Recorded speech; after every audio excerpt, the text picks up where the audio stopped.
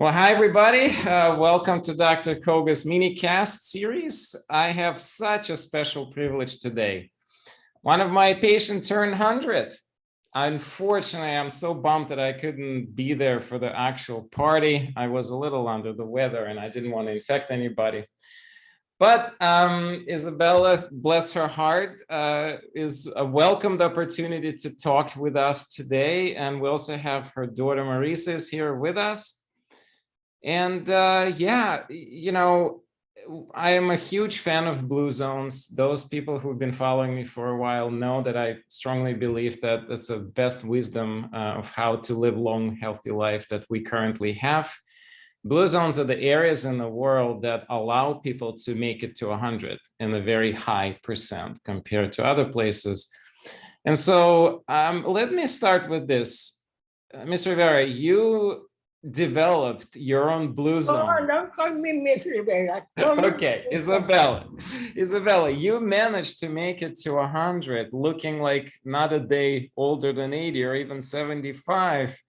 How did you do it? What's your secret? Everybody asks me about that. I don't know. I just live my life and that's it. I don't care about nutrition. I don't care about anything. Well, I'm sure it's not true. Of course you care about nutrition. Of course you care about everything.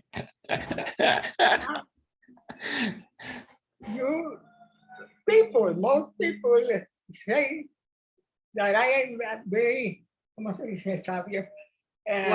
I am a wise person. I am not. I am a regular person. I just realized, my mother was, and these two shall pass away, Mm-hmm. So I don't care what people say about me. I don't care anything, except for my family. You better have your family. My family. Well, I do know one secret. My family, Marisa. Yes. Is the only person who can help me. No one else. Okay. All right. All right. So I'm a happy person. You're a happy person. That's the secret number one. All right. I know your other secret. You don't take any medications. That is definitely a big secret. I don't take what? You don't take any medications, right? I mean, for most of your life, you never took any standard medication. No. That's right. And for arthritis, I don't have any illness. Yeah, she's such good health that I'm very healthy. I know. Okay, so everybody's gonna wonder, what are you eating? What I am eating? Yeah. As a child, I only grew up eating a fried egg and French fries. That's all. Fried egg and the vegetables. That's it. No, French fries. Oh, French fries and eggs. Okay. All right. Let's not talk about that a lot more. That would go against what I recommend. I remember when I went to college and I was in this boarding house and they have the regular Puerto Rican food, meals, Puerto Rican meals, rice and beans and meat and all that. And I never had eaten that. So all the allowance that my family sent me, I spent going to this little bar and buying junk food. And while my sister, who was there with me, had the money, for entertainment, going to movies and all that. And that was when I began, I tried to learn to eat regular food, regular meals. Regular food. So what are you eating now? What does your diet look like now? Now, when I live alone, I eat a lot of pasta because they came in boxes. Okay. Easy to cook, right? I love meat. You love meat. My favorite food. Meat is your favorite food. Steak and all that. A juicy, rare steak. Juicy, rare steak. So not a lot of vegetables, eh? Yeah, I like, I'm starting to eat vegetable starting, Mhm. and I like green beans, eggplants. Uh, What about wine? Any alcohol? yeah, sure, sure. I love Sure. my hungry, I love wine. I have two or three, or sometimes four. Like in my body, I have three in my hand. Three. And that can go for me. I am famous in Puerto Rico in my circle of people I know that I'm get my hand together. Let me ask you this. Are you the first person in your family who made it to 100? No, that I know. No, my mother died when she was 91. Uh-huh. My father could have lived longer, but he had a what did he have? Well, he was in a car accident Uh-huh. and had some internal bleeding because he suffered from ulcers and they prescribed him aspirin for pain. And So he had a That's why bleeding he died, because he bled. because Yeah. of aspirin. Yeah. he was only 86. Yeah, he was in his 80s, and that was back in the 60s. So, it's very clear that you're lucky. Well, both of you guys lucky with genetics. Clearly, you have very good genes. So I think that's probably was something rather important. Isabella, going back to growing up in PR, anything you remember that you feel now was one of the very important aspects of you growing up there that transpired to this long, happy life? Yeah. Well, I was born and I grew up in a very small town. Mm-hmm. And everybody, I knew everyone living in town. And Mhm. they knew me as the Mm-hmm. mother and father So little guy. very, very strong community ties, right? Yeah, very. Mhm.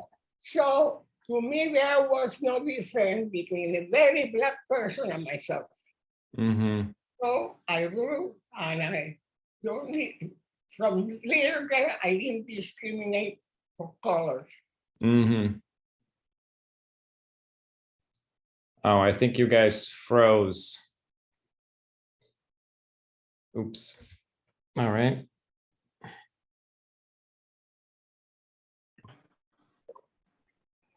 Go ahead.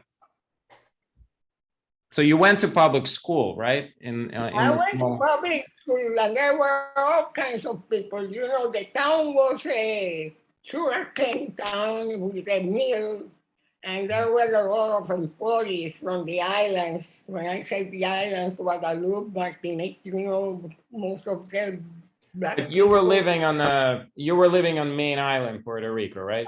I was living in Puerto Rico in this very small town, but In a small I town. was with my parents. My parents were ahead of their time, and they gave us. When I say us, we were three siblings, Mm-hmm. a boy and two girls. And Right. I What was was your first job? my first what? Job. Job. My first Tu job. primer trabajo. My first job was when I graduated from college. ¿A dónde College? fuiste a trabajar? Mhm. I worked for 3 months as a home economics teacher in a rural school, and that cured me for being a teacher. I didn't like it. And then when did you move? I had I had a bachelor's degree in science. I was very good in science. I got Mhm. A in bio, and in all science, so I took biology and microbiology and organic chemistry, etc. And I was so good in science that I was excused for the final examination because I would alter the curve for rating the other students. When did you move? When did you move to US? When did I move to where? To United States? To the, to,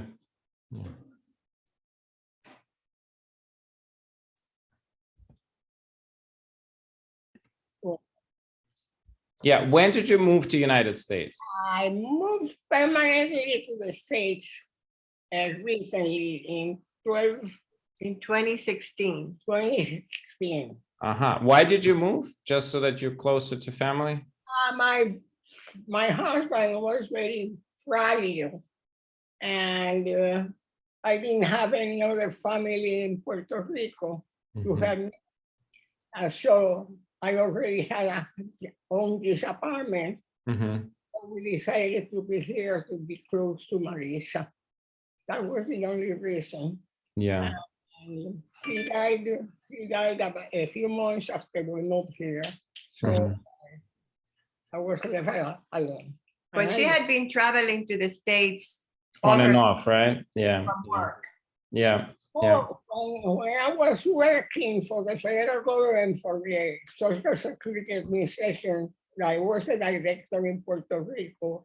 I had to come to New York almost twice or three times every month for 10 years. For work. Here in the state, I was in charge of the Equal Employment Opportunity Program and the Upward Mobility for Women for the entire region. So let me ask you this. Everybody's always wondering, okay, so you have your own secrets, but what are your advices? So for somebody who is, let's say at age of 60 or 65, and they want to live this long of healthy life like you, what advice would you give them?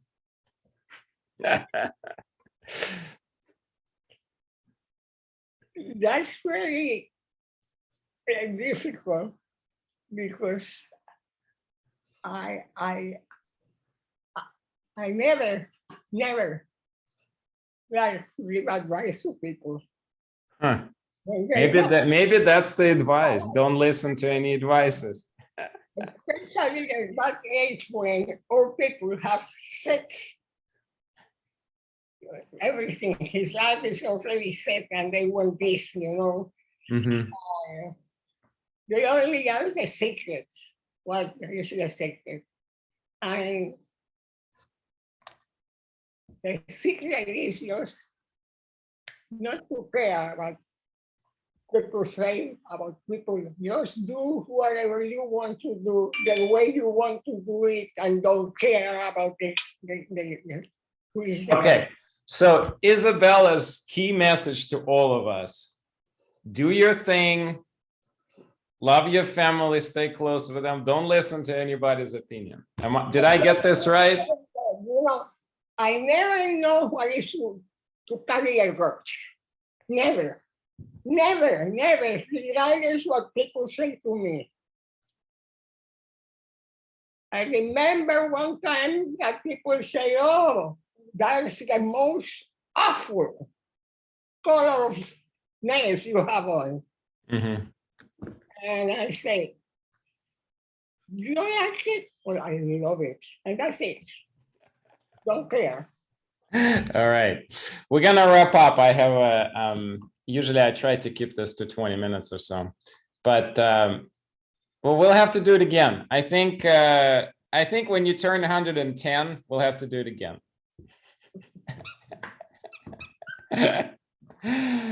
and that gives me responsibility to see you through to 110.